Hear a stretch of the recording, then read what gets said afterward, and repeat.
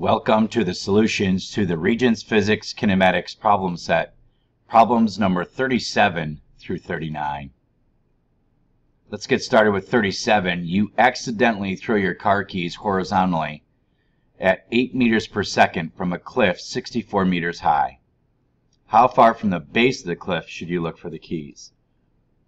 Going back through this problem a second time and identifying variables, you would identify the 8 meters per second to be Vx, the horizontal velocity of the keys thrown from the cliff.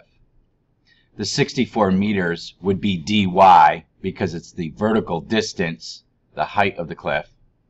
How far from the base of the cliff? This would be dx, which would be the range that the keys attained from the bottom of the cliff once they hit the water. And what else do we know in this problem? Of course, that vertically it accelerates due to gravity at 9.81 meters per second squared. So if we take a look,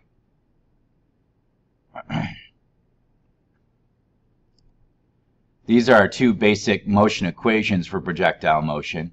This is the vertical equation. This is the horizontal equation. How far from the base of the cliff is dx? And the only equation associated with dx is Vx equals dx over t. Do we know Vx? Yes, we do. We know it's 8 meters per second. Okay. Do we know t? We do not. We would go back from our basic lesson that taught us that the vertical motion controls the time in the air.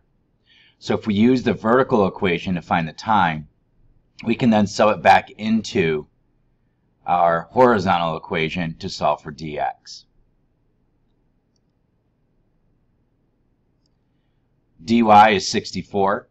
Our initial velocity vertically is 0, so VIYT is 0, plus 1/2 9.81 meters per second squared times t squared. Solving algebraically for t gives us 3.61 meters per second. We now take and substitute that back into our horizontal equation, and we have 8 meters per second equals dx over 3.61 seconds. Solving for dx gives us 29 meters, and our problem is solved. Moving on to number 38.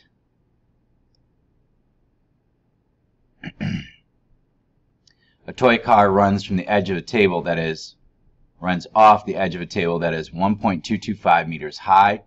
If the car lands 0.400 meters from the base of the table, how long did it take the car to fall, and how fast was the car going on the table?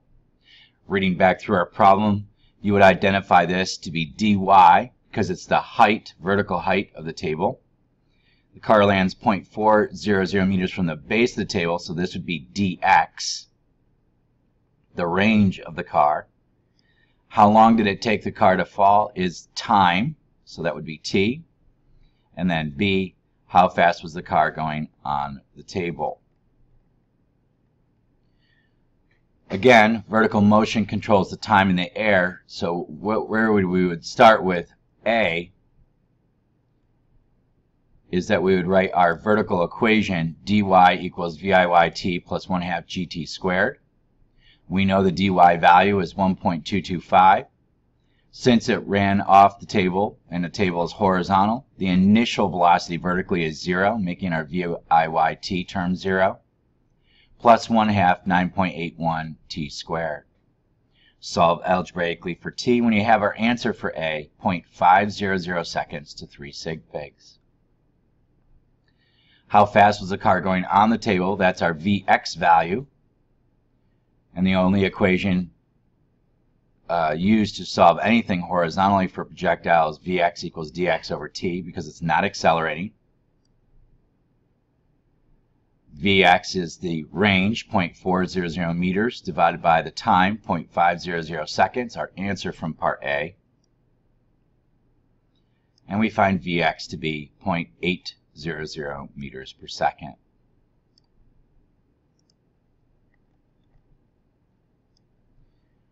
Moving on to 39.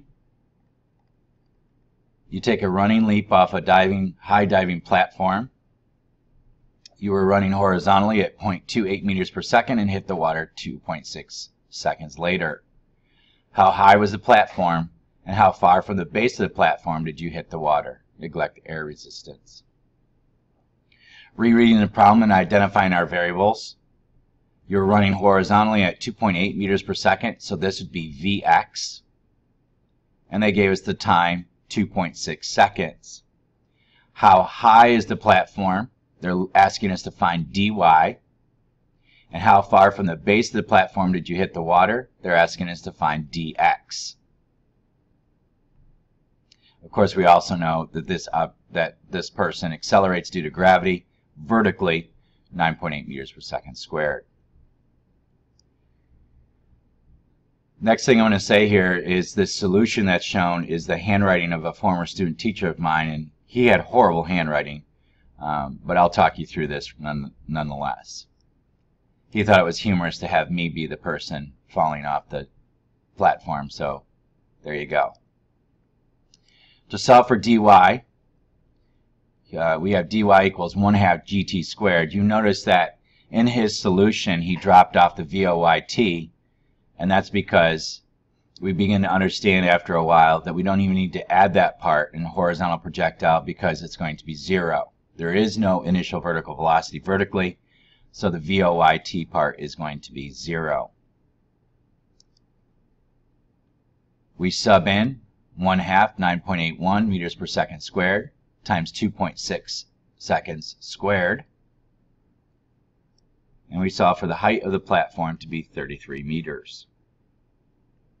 That's an impressive height. If you recall that a meter is just over a yard, so this is 33. It's actually over 33 yards high, and 33 times 3 is 99. So this is probably a 100-foot platform, and it's an impressive height. And lastly, they want to know dx, and of course our horizontal equation is Vx equals dx over t. So dx would be Vx times t. Vx was given to be 2.8. The time was given to be 2.6. So our dx value is 7.3 meters. So we would hit the water out from the base of the platform here at 7.3 meters. That'll do it for this particular set of problems. More practice as we continue the projectile motion concepts when we do problems 40 and 41 in class tomorrow.